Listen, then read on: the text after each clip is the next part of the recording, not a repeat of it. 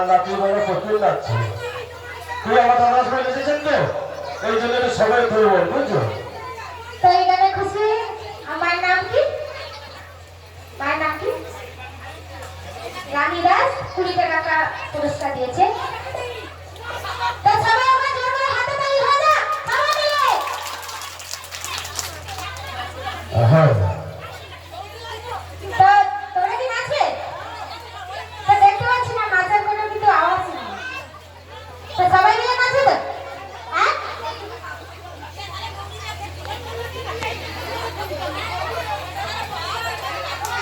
তো তোমরা যদি কিছু গানের রিকোয়েস্ট থাকে বলবে, আমরা কিন্তু গাইবো।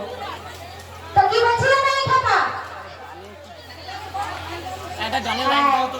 তো অনেকক্ষণ দেখছি ওই যে অর্গেন বাজাচ্ছে না ওই দাদা ভাইটা, তো মেয়েদের দিকে খুব কিন্তু তাকিয়ে আছে, ব্যাকআপ করে তাকিয়ে আছে, অনেকক্ষণ থেকে আমি দেখছি। আচ্ছা, মেয়েদের দিকে তাকাবো না কেন? বা মেয়েদের কাছে কি আছে আমরা তাকাবো? কি আছে কি জানি, তোমরা জানো, আমরা কিছু জানি না। তা তুমি বলছো মেয়েদের দিকে তাকিয়ে আছে, তাহলে কি আছে বলো? কি আছে তোমরাই জানো, না হলে তাকাবে কেন? কারণ আমরা আগের দিনে জানতাম একটা রাস্তা দিয়ে যদি কোনো রাস্তা দিয়ে যদি কোনো একটা সুন্দরী মেয়ে হেঁটে যায়, আমি কেন আমার বন্ধুরা সবাই দেখতাম, তাই তো?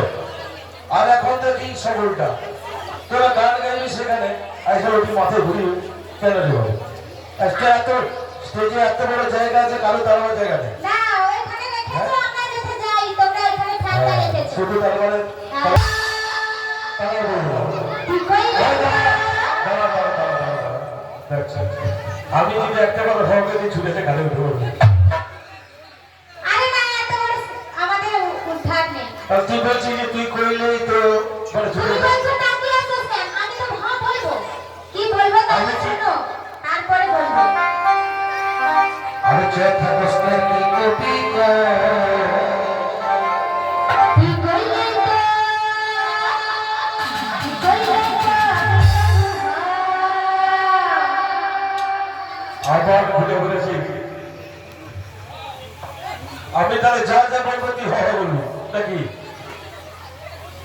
হ্যাঁ, আমি চেয়ে থাকস না কি কবি, আমি চেয়ে থাকস না কি কবি।